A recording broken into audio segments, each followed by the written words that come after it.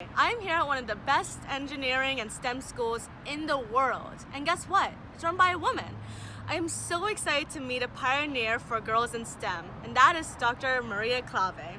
She has dedicated her life to diversity and gender equality, and has actually made Harvey Mudd one of the only 50-50 gender equal engineering schools in the world. Now let's go see how she tackled the boys club to become top of her field. Thank you so much for meeting with me today. I deeply appreciate it, and I want to start with the first question. I know from reading about your career that you have made Harvey Mudd like a 50-50 male-female place. So why is that important to you? So I grew up, so I'm 68 years old now, so I think I'm roughly 50 years older than you, maybe 51 or 52. And the time when I grew up, the world was very clearly divided into things for boys and things for girls. And everything I liked were the things for boys. And I just felt very frustrated that there were so many gender differences. And partly because I was the second girl in our family, and my parents had only intended to have 2 children, I grew up as my father's son, in that he just was perfectly happy to have me, doing, planting things in the vegetable garden, climbing trees, doing woodworking with him. And I think that's one of the reasons that I genuinely believed I could do pretty much anything I wanted with my life. And the next 2, we had 2 more children that were not planned, but this was long before the days of really reliable birth control. And they were both girls as well. And everybody in my family regarded me as the boy of the family. And I mean, I did know I was female, but it frustrated me enormously that, girls were not supposed to be good at math and not supposed to be, engineers and not supposed to play the trumpet. And of course, those were all things that I was interested in doing. And I think by the time I started university when I was 17, and right from then, I was really interested in getting more girls interested in math and areas of science and engineering where they're underrepresented. And partly just because I felt that those were fields that were super interesting, and it seemed very unfair to me that girls were deliberately discouraged from going into those areas. Throughout my career, I've been working on things to attract and support, retain more women in all the areas I'm interested in. One of the things about doing these kinds of things is we've really learned a lot about how it's possible to engage and retain young women in areas of science and engineering where they're underrepresented. And, a big part of that is how we teach and what the curriculum is like. But it's also whether the students have access to female role models. And one of the things I'm super happy about at Harvey Mudd is, yes, we're 50-50 in terms of the student body. We're about 40% female in terms of the faculty, which is even more unusual given that we're a STEM college. And in computer science, we're 50-50 male-female in the students and in the faculty. That's good. And we're also pretty much 50-50 in terms of the student body in physics and in engineering. What gave you the courage to persevere when you were a young woman and there weren't many other women going in your path? So I think a very big part of it was the belief that my parents had in me. I mean, they really thought I could do anything. And, I think that's very helpful. They never, it would never occur to them to think that I wasn't capable of being a mathematician or whatever else. So the other part is I'm unbelievably stubborn. And the easiest way to get me to do anything is tell me I can't do it. One of the things that I think is really important is not to be pushed out by the bro culture. For the last 31 years, I'm the first female to hold my job.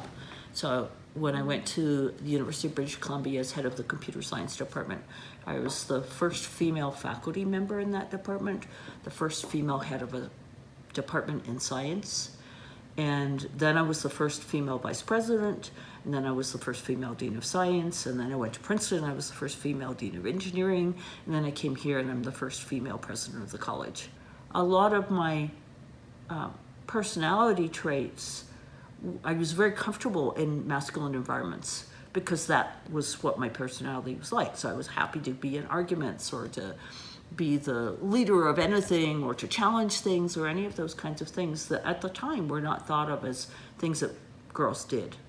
And one of the things that's been interesting, and I talked to a number of other women leaders in STEM fields who are roughly the same, within 10 years of my age, and we've all had to learn different skills to become senior leaders because while we were young in our fields and sort of getting recognition as researchers and stuff like that, it was very effective, being very assertive and very outspoken and all those kinds of things. And when we moved into senior leadership roles, not so much. So it's been, I think there's actually a lot of advantages. Like one of the things I say all the time is, what makes life interesting is having to constantly learn new skills. And I think that has been something that has been really good for me. And I'm still learning new skills. It will never be done. The other thing that I think that's really important is different organizations have different cultures. And it's important to understand and respect the culture that you're in. Our role is to bring those groups together and have a shared vision for where we're going. It's not for the president to have that vision. It's very important that a president actually integrate people. Now, of course, I have opinions on things, but it's much more likely that change will happen in positive directions if the direction we're going is one that the vast majority of people really want to go. That's sort of why I was saying how important it is to understand the culture of your organization and adapt your leadership skills to working with that organization. There's nothing to be gained by saying, I'm right, I'm in charge, I know where I'm going. I was recently interviewing a female engineer at Idea Lab. Do you know that? Oh, okay. And she is also committed to make it a 50-50 environment. But she said it's hard to find women who will fill the positions. Like, not enough women will apply. So why do you think that is, and how do you think we could change that? So the first thing, so partly the problem is just something that's true about our engineering and computer science grads in this country, but also in most countries around the world. So if we look at the percentage of engineering bachelor's degree recipients who are female, when I was starting university, it was probably about 1%. And it gradually grew to being somewhere around 20%. It's currently, I think, 18.8 or 19%. And if we look at physics, the same kind of trajectory is similar in that it was, down in the small single digits percentage, and it has grown to be about 21 or 22%. But the numbers for at least the last 2 decades have been sort of stalled at around 20%. For computer science, it's actually different. So in the 1980s, early 1980s, it was about 35% female. And part of that was, first of all, there were no computers in the homes until, sort of the 83, 84, 85 was when things like the PC and the Mac became really popular. And when computers went into homes and schools, the thing that children could do with them was play games. And computers at that time were really not powerful. Like, I don't know, a millionth the power of this phone here. And maybe even a billionth, who knows. And so the games that were on the computers were the kinds of games that you could actually make with that very limited computing power. And so basically what you could do is you could track a ball or a missile or something in its direction across the screen.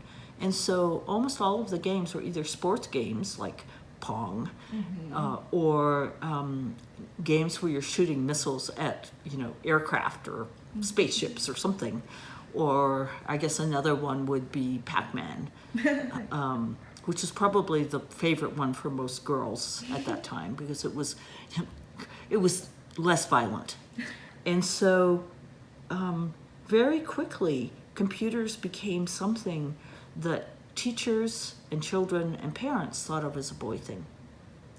And so we saw the participation of women in computing programs decline from in the 30s, 35%, down to a bit less than 20% by the year 2000. And then from that fall to about 11%. And now it's climbing back up, and it's probably between 16 and 18%. Computer science is the only area in science and engineering where the percentage of women fell over the last 40 years or so. So one of the reasons that it's hard to find women to hire is that there are probably about perhaps 20 universities in the country that are at 30% women in their computer science major. And there's maybe 3,000 institutions that are giving bachelor's degrees in computer science. So when you look at that, it's just true that it's hard to recruit women. So when women go into like a male-dominated classroom, what advice do you have for them to really push through and go in the path that they want to, even though they're surrounded by, people who might believe they can't be there? So I have all kinds of bits of advice for that. That's great. So number one is you need to build your own cheerleading group. Make some friends, either in that class who are female or male, but basically recruit a bunch of people and you encourage them and they encourage you. Because it makes a huge difference. Because the worst thing is to be in one of those classes and to feel completely isolated. That's number one. Number two, ask for help. So this is something I learned very late in life. In that, being the first woman in my role, I felt like if I asked for help, I'd be revealing my vulnerability, and it would cause people to have even less trust and respect for me. Yeah. But actually, learning to ask for help is really important. And so making sure you go to office hours, go talk to the TA, take advantage of every sort of helpful resource that's there. And if by any chance that's not something that's widely available, start your own study group. I mean, just be proactive in organizing groups of women.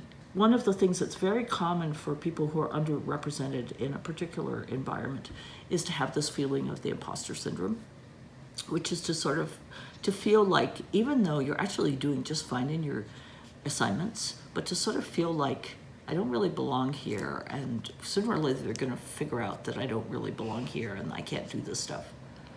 So I didn't have that when I was younger, but I had a bicycle accident when I was 43, and had a serious concussion and brain trauma. And one of the things that came out of that was that I developed the imposter syndrome really severely. And, part of that is probably associated with the fact that I had, difficulty speaking and, memory problems, and I couldn't read, and, there were definitely cognitive issues. But a very big part of it, I think, was actually just components of depression. And it took me a long time to go get help for that, 4 years. It's ridiculous. that's how I learned about it was important to ask for help. One of the things I realized is that doubting yourself is actually a very positive attribute, in the sense that what it really means is that you're constantly sort of looking at how you've done something and thinking about ways it could have been better. That's actually a recipe for success. The only bad thing about having this feeling about being an imposter is if it stops you from actually taking the risk to aim for something really high. So it's like you go into that class and you're feeling a bit intimidated, you're feeling isolated. So part of this bit about organizing a cheerleading group for each other is that's one of the ways of sort of reaching out and taking a risk that's going to provide you with lots more support. So it's finding that balance between respecting the way you feel about something, because you shouldn't just totally ignore it, but also being willing to sort of take action against it and compensate for it. For girls who are interested in STEM but don't have the opportunities or exposure in their school, what would you suggest they do to pursue their interests and get ready for college maybe? Yeah, so there's quite a lot of resources on code.org. So that's probably the first place I would recommend. There's also various sort of summer camp type things. So if I were super interested, I would Google. And I would look for, I would just Google the words coding, girls, summer, something like that. Or there's also after school clubs and various things like that. If I couldn't find anything, I would start a club at my school. It's going to be way better for everyone in the long run if we have representation by people from all different kinds of backgrounds. Wow, that was amazing. Thank you so much, Dr. Klawe, for giving us so much to think about and for leading the way. Now, girls, let's pick up the torch she lit and go code.